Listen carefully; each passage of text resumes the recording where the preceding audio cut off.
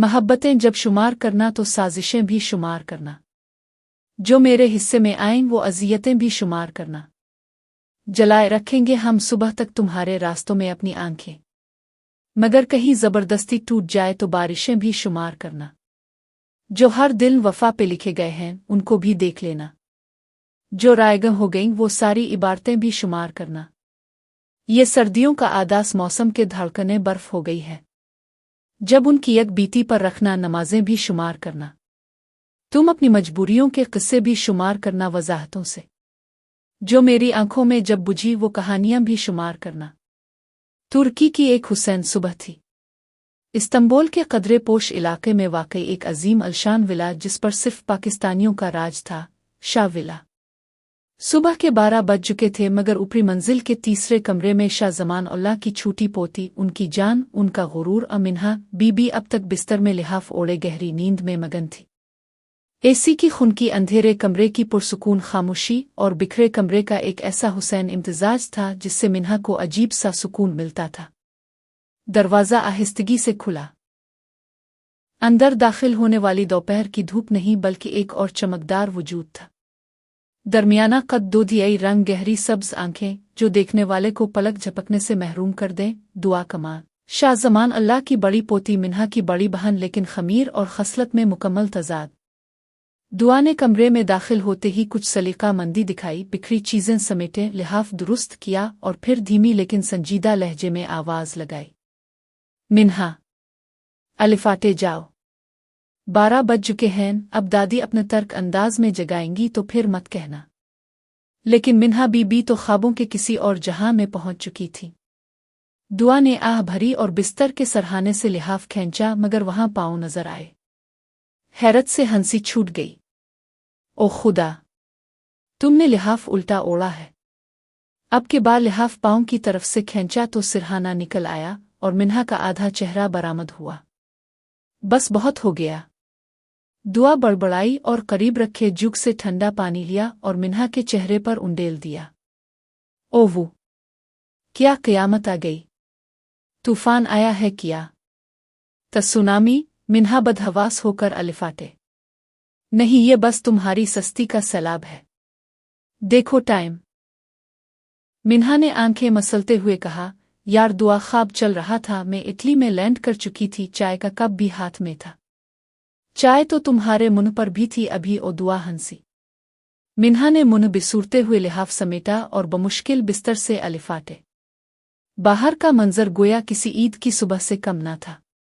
हर तरफ खुशी, चहल पहल, नौकरों की दौड़ें, बर्तनों की खनक और किचन से आती मज़ेदार खुशबुएं। मिन्हा हैरानी से नीचे आई और अपने अंदाज मासूमियत में दादी के पास जा बैठी। दादो, आज कोई खास दिन है क्या? दादी ने चश्मा नाक पर दुरुस्त किया, मुस्कुराहट छुपाते हुए कहा, अरे तुम्हें नहीं मालूम बेटा, बासिल आ रहा है। अभी एयरपोर्ट लैंड किया है। सब लोग लेने गए हैं। कौन? कौन आ रहा है? मिन्हा की आंखें चमक। अलिफॉट है। बासिल। बासिल शाह, मेरा पोता, तुम्हारा बासिल। बासिल शाह, शाह साहिब के बड़े बेटे का इकलौता बेटा, 4 साल से लंदन में तालीम हासिल कर रहा था। खानदान का फख्र, लड़कियों के दिलों की धड़कन और मिन्हा की दुआओं का मरकज। सच? बासिल आ रहा है? मिन्हा गोया सारी दुनिया को छोड़कर खुशी में छत फैलाने को तैयार हो गई। वो एकदम से उछली, अरे मेरा हुलिया, मैं तो नाइट सूट में हूं। और बाल, हाय अल्लाह, मैं तो लग रही हूं जैसे। फिर कुछ कहे बगैर भागते हुए ऊपर चढ़ गई। क्या सोचेगा वो? मिन्हा, तुम वाकई कोई जादूगरनी लग रही हो। उधर नीचे शोर बढ़ चुका था। दरवाज़ा खुला और अंदर दाखिल हुआ एक इंतहाई हैंडसम, दराज कद नौजवान, आहनी जबड़े, सफ़ेद रंग, बिखरे बाल, आंखों पर सिया चश्मा, बासिल शाह। इसके साथ एक और नौजवान भी था, कदरे सांवला, खूबसूरत दाढ़ी वाला, चमकती मुस्कुराहट के साथ, वली अहमद। सब बासिल से लिपट रहे थे, खुश आमदीद कह रहे थे। बासिल ने बस मुख्तसर जवाब दिए और बग़ैर वक्त ज़ाय किए तेज़ी से ऊपर चढ़ा। इसे यकीन था कि मिन्हा इसी के कमरे में होगी। वो चुपके चुपके दबी दबी चाल चलता हुआ अंदर दाखिल हुआ। मिन्हा आईने के सामने खड़ी अपने लंबे सिल्की बाल संवार रही थी। सिया लंबी फराक, इस पर सुर्ख कोट और काले हाई हील्स। इसकी पीठ बासिल की तरफ थी, वो मगन थी। बासिल आहिस्ता से आया और पीछे से इसे डराया। बोह! मिन्हा एकदम चीखी, आह! और जैसे ही पीछे मुड़ी, आंखों के सामने वही चेहरा, वही मुस्कुराहट, और उसके सीने पर जा गिरी। कमरे की खामोशी में सिर्फ दिल की धड़कनें बाकी थीं। पालिंग के नर्म गद्दे पर वो दोनों अब तकरीबन एक दूसरे में उलझ चुके थे। मिन्हा की बेतरतीबी ऐसी थी कि वो मुकम्मल तौर पर बासिल के ऊपर गिरी हुई थी। बासिल के चेहरे पर एक अजीब सी झलक थी। पहले तो हैरानी, फिर शरारत और फिर एक जोरदार खिलखिलाती हंसी। चार्यल लग रही हो यार, इसने हंसते हुए कहा। मिन्हा की आंखें फैल गईं। वो अभी अपनी आंखों से बाल हटाने ही लगी थी कि बासिल की आवाज ने इसकी रही सही इज्जत नफस भी धकेल दी। इसके बाल उदे खिले बिखरे हुए कानों के पीछे फंसते और चेहरे पर लपकते। लाल रंग की लिपस्टिक आधी लग चुकी थी पर लग गई थी। फराक का एक बाजू कंधे से खिसक चुका था और उसके चेहरे पर आधा ही मेकअप हुआ था। चार्यल ऐसे नहीं लगती। वो अपनी सफाई देना चाहती थी कि बासिल ने एक लम्हे की भी मोहलत दिए बगैर बिस्तर पर रखा तकिया उठाया और पूरे जोर से इसके चेहरे पर दे मारा। तुम्हारी तो, मिन्हा ने खुद से बुड़बुड़ाते हुए कहा। अब गया ताव बासिल शाह। कहना ही था कि इसने फौरन दूसरा तकिया हाथ में लिया और बासिल पर पिल पड़ी। अब मंजर एक भरपूर तकियों की जंग का बन चुका था। एक उदे खिले कमरे में धूप की हल्की रोशनी, पर्दे का एक कोना हिलता हुआ और तकियों की बारिश, कभी बासिल की जानिब से कभी मिन्हा की तरफ से। दोनों की हंसी, चीखें और शोर ऐसा लग रहा था जैसे बचपन लूट आया हो। कभी बासिल सर पर मार रहा था, कभी मिन्हा पीठ पर। एक लम्हे को बासिल ने दोनों हाथ उठाकर कहा, राग जाओ मिन्हा, हथियार रख दो।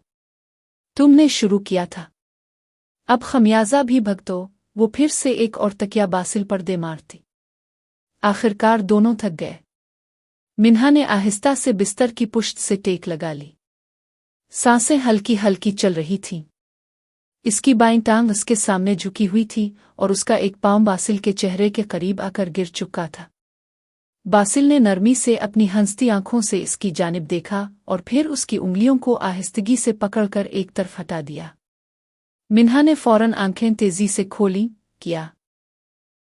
बासिल थोड़ा घबरा गया। नहीं, तुम गलत समझ रही हो।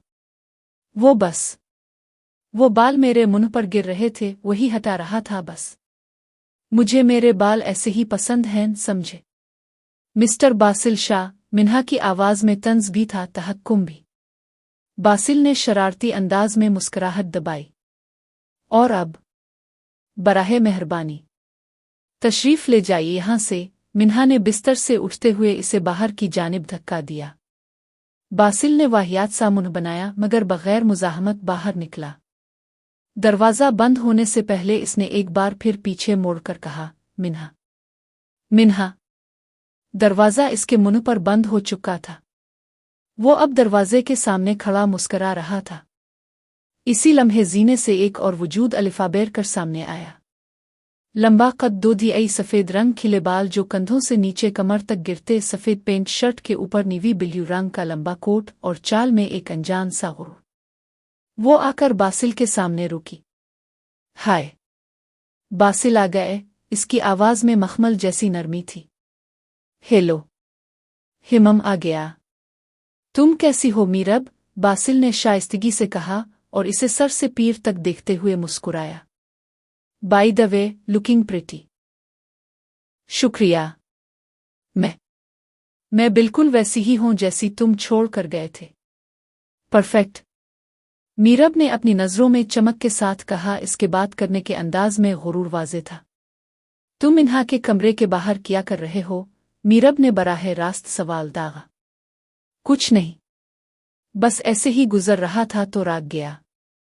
चलो नीचे, सब इंतजार कर रहे होंगे। बासिल ने फौरन बात बदली और जीनों की तरफ कदम बढ़ाए। हिमम। मीरब ने एक जाहोटी सी मुस्कुराहट के साथ उसके पीछे देखा, फिर आहिस्ता से कहा, मिन्हा। मीरब ने मुंह बिसूरे कहा। नीचे वाले ड्राइंग रूम में बड़ी सी खिड़की के साथ रखे सोफे पर एक दुबला पतला नौजवान बैठा था। गंदुमी रंग, तराशीदा दाढ़ी, आंखों में बेसाख्ता गहराई और होंठों पर हमा वक्त हल्की सी मुस्कुराहट। वो किसी बेचैनी से आदेर अलिफादेर देख रहा था। ये बासिल कहाँ चला गया? इसने दादी जान से थोड़े घबराए हुए अंदाज में पूछा। बस आ रहा होगा बेटा, कुछ लोगे? दादी जान ने खालिस नरमी से पूछा। जी। पानी, वाली ने थोड़े झिझकते हुए कहा। दुआ। पानी ले आओ वली बेटे के लिए, दादी जान ने आवाज दी। कमरे के एक दरवाजे से दुआ दाखिल हुई। सफ़ेद लंबी कमीज, इस पर मलमल का हल्का सा दोपट्टा जो सर पर रखा था। नजर झुकी हुई, कदम धीमे, आवाज खामोश। वो जैसे ही अंदर दाखिल हुई वक्त रुक गया। वली की नजरें इस पर जिम गईं। वो वहीं बैठे बैठे अलिफाटे खड़ा हुआ, जैसे इसके दिल ने पहली बार धड़कना शुरू किया हो। दुआ की चाल में ऐसी सादगी थी जो आंखों में बस जाती है। वली ने नजरें ना झुकाईं, ना पलकें झपकाईं। वो इसे देखता रहा, देखता रहा। वो लम्हा जैसे कभी खत्म ना हो।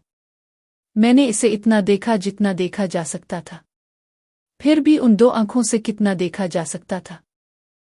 दुआ के जाने को कई लम्हे बीत चुके थे, लेकिन वली के दिल में वो लम्हा अभी भी ठहरा हुआ था। वो सादा सी लड़की जो अपने दोपट्टे के प्लूफ को दोनों हाथों से समेटती नजरें झुकाए कमरे में दाखिल हुई थी, इसका अक्स वली की नजरों में वैसा ही कैद था।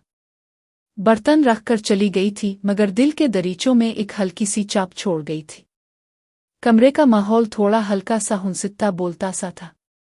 वली के अतराफ में बासिल के पूरे घर वाले जमा थे। सोफे पर बासिल के चचा और चाचियन, साथ ही निचले दस्तरखान पर कुछ बच्चों की कुलकारियां गूंज रही थीं। बूढ़ी दादी अम्मा जो हर आने वाले मेहमान से ऐसे मलती थीं जैसे बरसों बाद बिछड़ा हुआ कोई अपना लूट आया हो, अब भी बड़ी मोहब्बत से वली को देख रही थी। और तभी बासिल नीचे आ गया। वो आकर वली के पास ही बैठा। कहाँ गायब हो गया था ताव? वली ने मुस्कुराते हुए आहिस्ता से पूछा, जैसे राज की बात कर रहा हो। बासिल ने इसके कान के करीब सर झुकाकर धीरे से कहा, तेरे भाभी से मिलने गया था यार। वली ने चौंक कर अब्रू अलिफाटे। इतनी जल्दी मिल भी लिया? बासिल की मुस्कुराहट एक लम्हे को जरा शर्मीली सी हो गई। कहाँ यार, निकाल दिया कमरे से।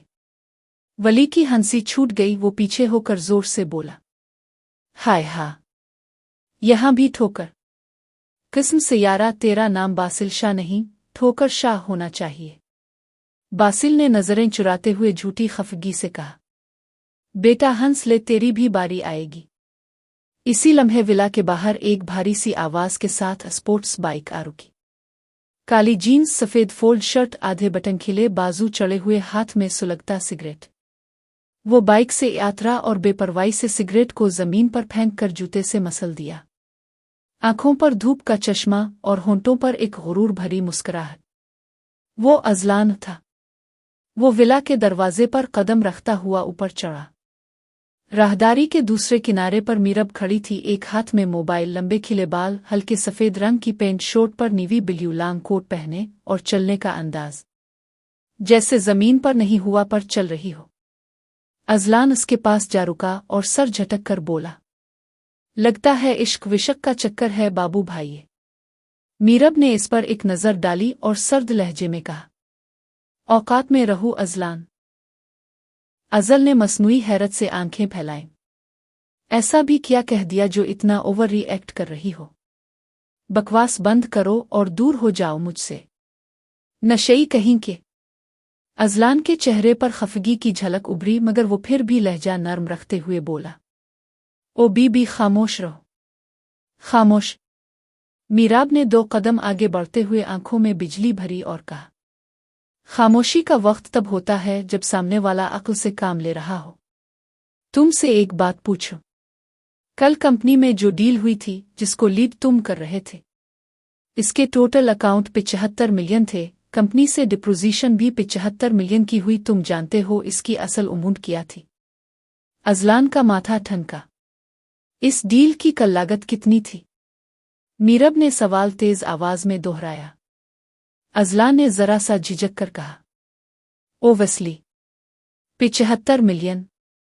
मीरब ने अस्तहज़ाए हंसी हंसी, नहीं दीर अज़लान। वो डील 65 मिलियन की थी, ना एक कम ना एक ज्यादा। अब सवाल यह है कि बाकी के 10 मिलियन कहाँ गए? अज़लान का चेहरा सपाट हो गया। मीरब उसके और करीब आई, जैसे हर लफ्ज़ उसकी सांस पर भारी हो। चुल्लू में ही बताती हो। वो 10 मिलियन गए अज़लान बन ज़ियाद की जेब में, जिन्होंने अपने 4 अदद गर्ल फ्रेंड्स के साथ गाल छड़े उड़ाए। अज़लान की आवाज़ ऊंची हो गई, क्या बकवास है ये? बकवास नहीं, वो सच है। बकवास तुम करते आए हो। एक अरबी कहावत है अज़लान। वो झककर उसके कान के करीब बोली, ऊंट बैठ भी जाए ना तो कुत्ते से ऊंचा ही होता है, और उस कहावत में तुम ऊंट नहीं हो, दूसरे वाले हो। मीरब ने एक हल्की सी तल्ख मुस्कुराहट के साथ जुमला मुकम्मल किया और अज़लान का चेहरा काजल की तरह उतर गया। वो नीचे की तरफ आकर उसके हेल्स की टुक टुक की आवाज़ अज़लान के दिल पर आखिरी चोट की तरह बज रही थी। कमरे में मध्यम सा सन्नाटा था। जर्द रोशनी में बेड के करीब रखी साइड लैंप अपनी नरमी से माहौल को मज़ीद पुरअसरार बनाए हुए था। वाली बाथरूम में फ्रेश होने गया हुआ था, जबकि बासिल बेड के कोने पर नीम दराज एयरफोन कानों में लगाए फ़ोन पर कुछ देखने में मसरूफ़ था। कमरा अंदरूनी सुकून और हल्की खुशबू से लबरेज था। अचानक दरवाजे पर हल्की सी दस्तक हुई।